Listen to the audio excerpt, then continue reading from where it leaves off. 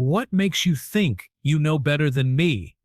That's what Professor Whitmore said when Jordan Matthews, a quiet 17-year-old black girl in a gray hoodie, calmly corrected his math in front of 200 students at Stanford. What started as a simple equation turned into a war of ego, expectations, and hidden brilliance. Some called her disrespectful, others whispered she was just lucky. But what happened next would silence an entire room and rewrite the narrative of who gets to be called a genius in America. Her final answer didn't just solve a problem, it shattered a stereotype. As Malcolm X once said, "Education is the passport to the future, for tomorrow belongs to those who prepare for it today." Jordan didn't wait for permission. She proved she belonged.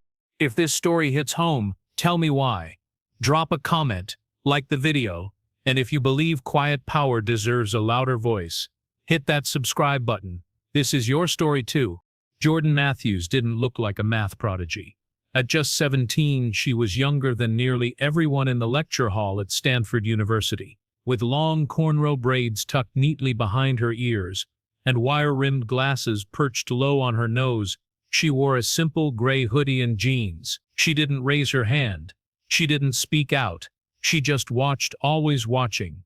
But on that chilly Tuesday morning in Professor Darren Whitmore's advanced calculus class, everything changed. Professor Whitmore was a legend on campus. Sharp jawline, salt and pepper hair, tailored suits, and a reputation colder than the air conditioning. He ruled his classroom like a courtroom judge, unyielding, precise, and completely intolerant of errors. His motto, printed and framed behind his desk, read, "Excellence requires pain." Everyone feared him. Everyone except Jordan. Last week we explored Laplace transforms. Today, he said, slamming a thick textbook on the podium, we go deeper. He turned to the chalkboard, swiftly scribbling a web of integrals and limits that stretched across the length of the wall. Students frantically scribbled notes. Jordan simply stared. Her eyes narrowed slightly. He reached the second line of his derivation and paused. "Any questions?" he asked, knowing full well no one would dare. A hesitant hand rose from the front row. A nervous freshman named Kyle cleared his throat. Sir, I think there might be a small mistake." "No," Whitmore cut him off without looking. "There isn't." The boy flushed red, shrinking back into his seat. Whitmore continued writing, but Jordan didn't. She had seen the same mistake, a misapplied constant. It was subtle, one of those errors that would skew the entire conclusion if left unchecked. And Whitmore had just shut it down, without even reviewing it. She glanced around. No one else moved. Her heart thudded.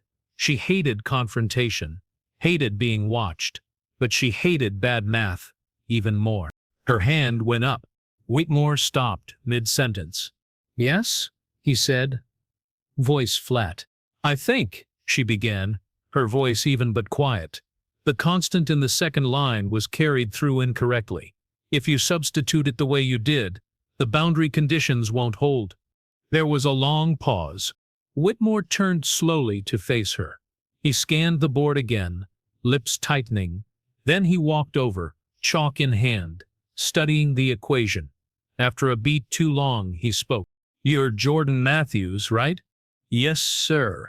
He smiled, but it didn't reach his eyes. "If you're so confident, Miss Matthews, why don't you come up and correct me?" The room tensed.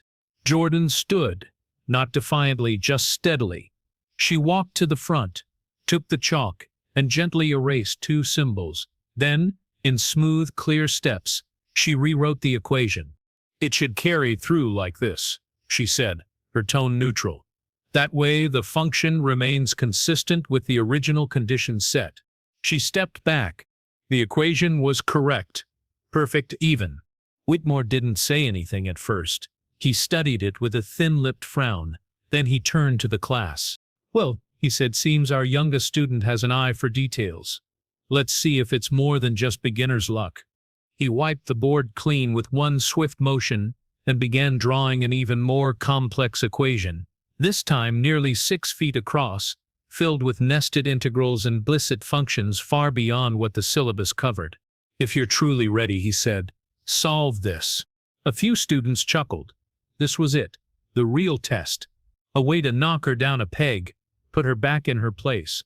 Jordan didn't flinch. She walked back to her seat, slowly, sat down, opened her notebook, and started solving it right then and there. Whitmore raised an eyebrow. The room buzzed. This wasn't just about a math error anymore. This was about ego, expectation, and the silent war between brilliance and bias. And for the first time, the class realized Jordan Matthews wasn't just watching anymore. She had entered the game. The next lecture came quicker than expected. Jordan Matthews walked into the hall with her hoodie pulled tight and her headphones in, but it didn't stop the whispers. Students who hadn't even known her name were suddenly watching her, some with curiosity, some with doubt, a few with resentment. But she kept her eyes forward and sat in her usual seat, third row center, still quiet, still focused. Professor Whitmore entered right on time, briefcase in hand, and chalk already pulled from his pocket. The moment he stepped onto the platform, the room went silent. He didn't acknowledge Jordan directly, but his actions spoke volumes. He turned to the board and wrote a new problem, larger, more complex than the last. Multivariable calculus with variable boundaries and non-linear transformations. Miss Matthews, he said, not looking at her, care to take another swing? Jordan looked up. She hesitated. This wasn't part of the syllabus, not even close. It was the kind of problem designed to shake confidence, designed to break someone. But instead of shrinking back, she stood. Rising from her seat, she moved to the front again, the chalk cool in her fingers. As she scanned the equation, her mind spun like gears clicking into place. She didn't speak this time. She just wrote. The chalk clicked with rhythm against the board as she moved line by line, unraveling the problem with quiet confidence.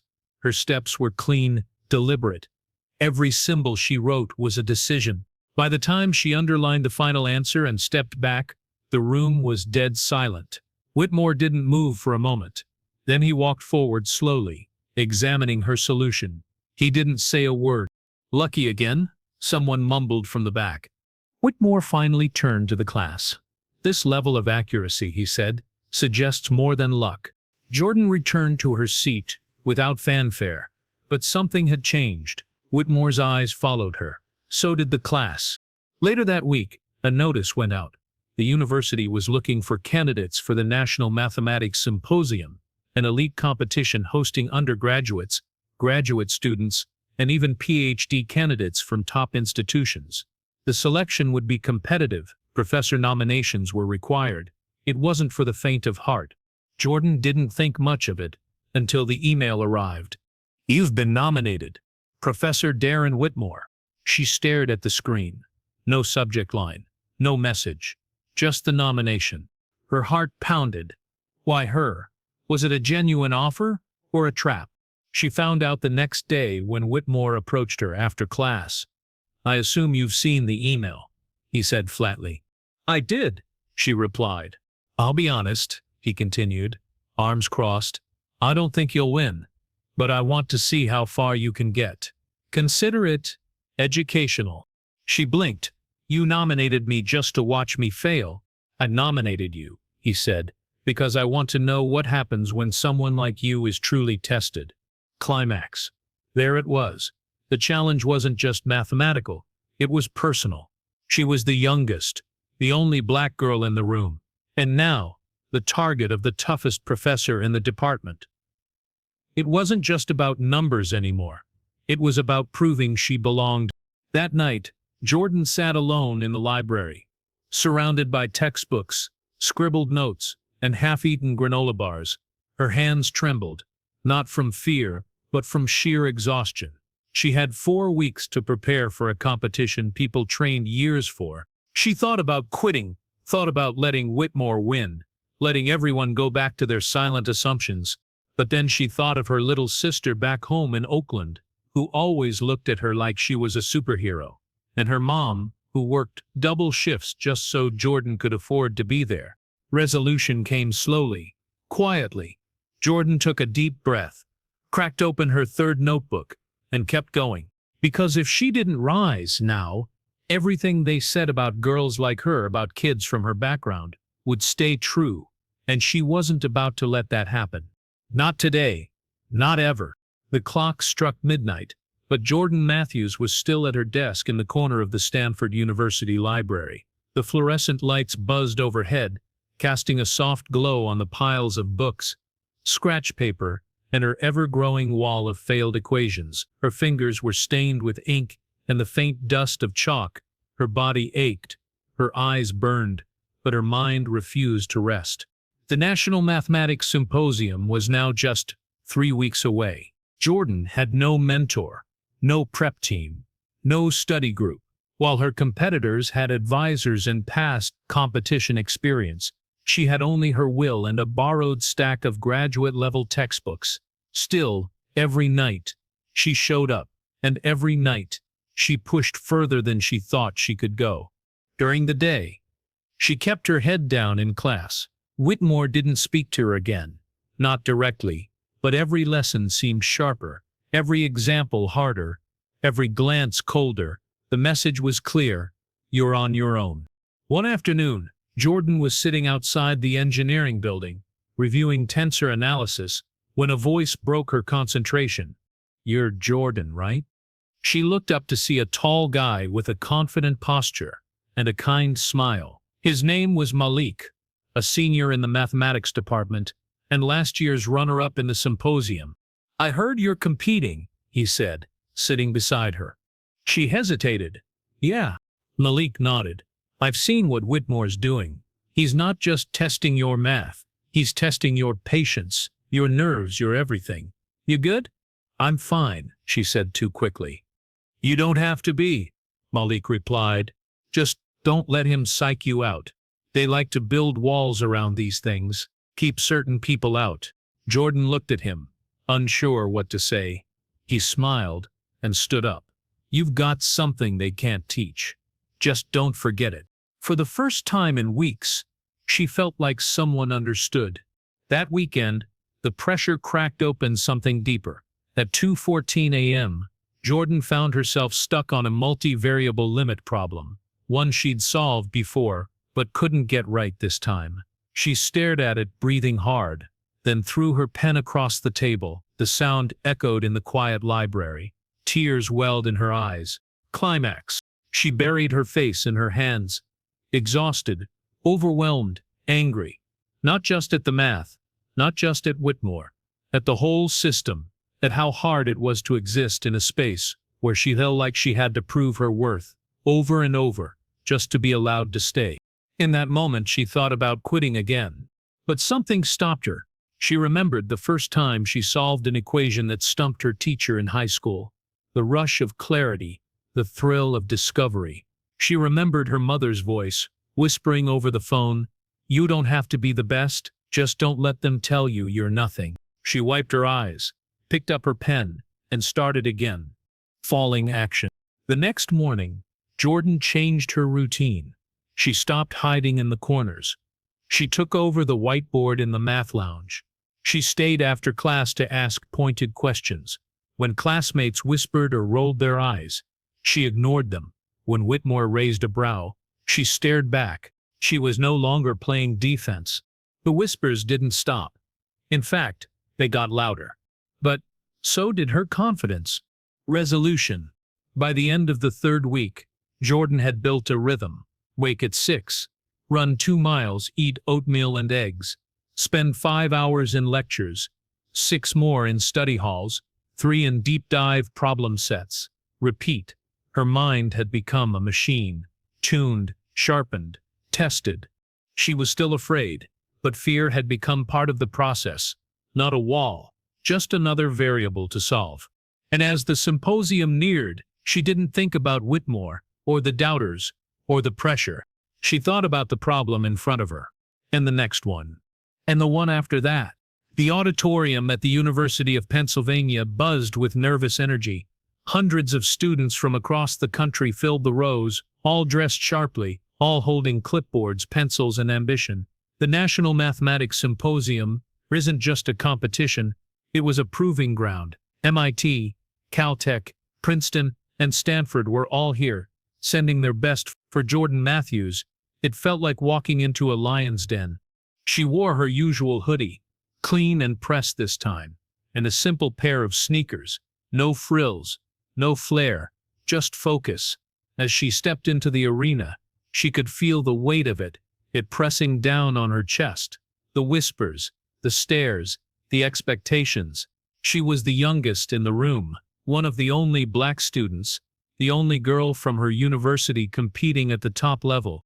She spotted Professor Whitmore near the back of the auditorium. He didn't wave or smile, just a small nod, an acknowledgement. Whether it meant support or scrutiny, she couldn't tell, maybe both.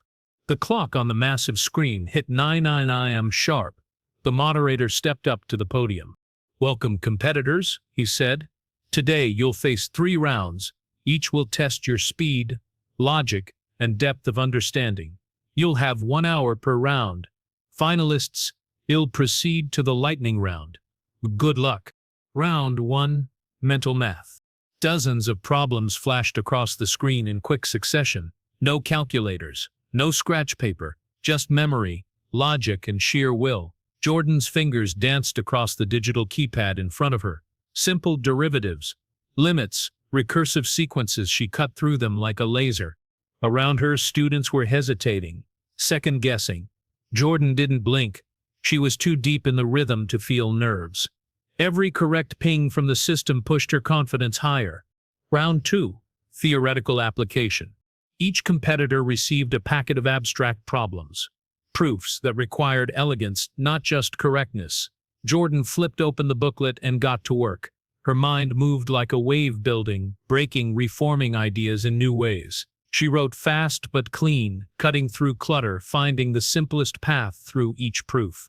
That's when the real challenge arrived. Climax.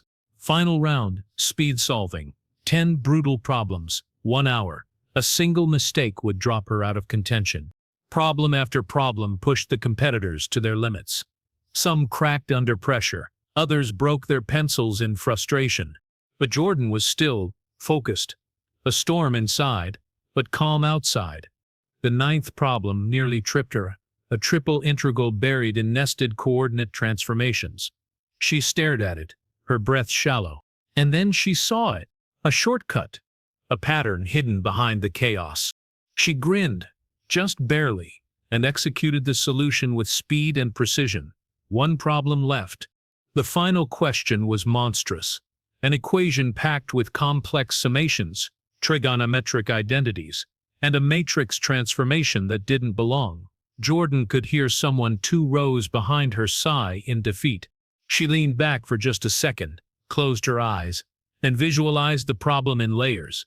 She'd trained for this, for the pressure, for the silence, for the judgment. She didn't just solve it.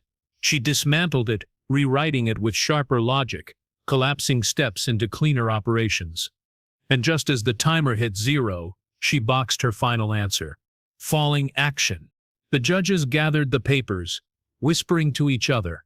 Time seemed to freeze in the room. Jordan sat, hands in her lap, still catching her breath. Finally, the lead judge stepped forward to the mic. This year's top scorer and the winner of the 2025 National Mathematics Symposium, Jordan Matthews, Stanford University. The applause came slow at first, then roared across the auditorium. Some stood, others looked stunned. Whitmore didn't clap. He just nodded again. But this time, something had changed in his eyes. Not judgment, not superiority, respect. Resolution. Jordan stood there, not smiling, not crying, just still. She had done it. She had walked into their world and beaten them at their own game. Not to prove Whitmore wrong, but to prove herself right. Monday morning came like any other. Cool breeze, coffee carts outside the math building, students shuffling into their 8 a.m. classes with half-zipped backpacks and earbuds in. But for Jordan Matthews, everything had changed. She walked into Professor Whitmore's advanced calculus class, just like she always did. Hoodie, notebook, water bottle in hand. She didn't expect a spotlight, didn't want one.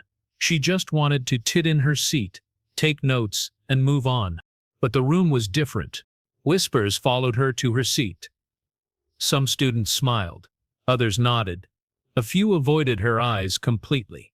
The ones who used to roll their eyes when she raised her hand now leaned forward, waiting to hear what she might say next. Whitmore entered exactly on time, as always. But this time, he didn't go straight to the board. Instead, he set his notes down, adjusted his glasses, and turned to face the class. "Before we begin," he said, his voice even, "I'd like to acknowledge the results of this past weekend's National Mathematics Symposium." The room fell silent. "Jordan Matthews," he continued, "took first place against graduate students, doctoral candidates, and the best mathematical minds from institutions across the country." A beat passed. Then came the applause. It wasn't thunderous, but it was steady. Real. Some students clapped out of genuine admiration, others because they finally realized they'd been wrong about her. But Jordan didn't need the noise. She needed what came next. Whitmore paused, looking straight at her. "That," he said, "is no small achievement. Hook complete." And something else had landed with it. Acknowledgement. Not praise, not flattery, but recognition. He turned back to the board and began the lecture. No ceremony, no lingering on the moment, just math. But now, each problem he wrote, each theory he explained, he looked at Jordan like she belonged there, like she had always belonged. Rising action. As the class moved on, Jordan felt something settle in her chest. Not pride, not relief, something deeper, peace. She didn't raise her hand. She didn't need to. By the end of the lecture, students who once ignored her now leaned over to ask questions. "Hey, Jordan, how'd you approach that boundary condition? Can I run my proof by you after class?" Even Brian, the guy who used to sit 2 seats over and never say a word, gave her a fist bump on the way out. "You crushed it," he said, straight up. Climax. After class, Whitmore approached her, for the first time since the semester began. His tone was lighter. "I underestimated you," he said. "I won't make that mistake again." Jordan didn't gloat. She just nodded. "Thank you." He hesitated. "If you're ever interested in research opportunities, there's a professor in the grad department, Dr. Lin, who'd be lucky to have you on their team." Falling action. She didn't say yes. Not yet. But something about the offer felt like a door opening. Not just for her, but for every student like her who had ever been told they didn't belong in a space like this. That night, Jordan walked across campus, watching the sun dip behind the red brick clock tower. She called her mom. "Hey," she said. "Baby?" Her mom answered immediately. "I saw the news. You did it." Jordan smiled, letting herself feel it for the first time. "Yeah, I did." They didn't say much after that. They didn't have to. Resolution. Because Jordan Matthews never wanted to be famous. She didn't want awards or headlines. She just wanted to prove that brilliance didn't have a look, that greatness wasn't reserved for the loudest voice in the room or the person with the most privilege. She wanted to show that sometimes the quietest student, the one in the hoodie with her head down, might just be the sharpest mind in the building. And now, no one could deny it. Sometimes, the quietest voices carry the most powerful truths. Jordan Matthews didn't raise her hand to impress anyone. She did it to correct a wrong. Her journey reminds us that brilliance doesn't come with a spotlight. It comes with persistence, resilience, and the courage to speak when it matters most. In a world that often judges by volume or appearance, her story echoes the words of Maya Angelou. "I come as one, but I stand as 10,000. You never know who's watching you rise, and who you're lifting as you do. If you've ever felt overlooked, underestimated, or out of place, let this be your sign. Keep going, you belong here." If Jordan's story moved you, I'd love to hear how. Drop a comment below. Your voice matters. And if you want more stories like this one, where quiet heroes shine loud, please like the video and subscribe. This isn't just a channel, it's a space for all of us.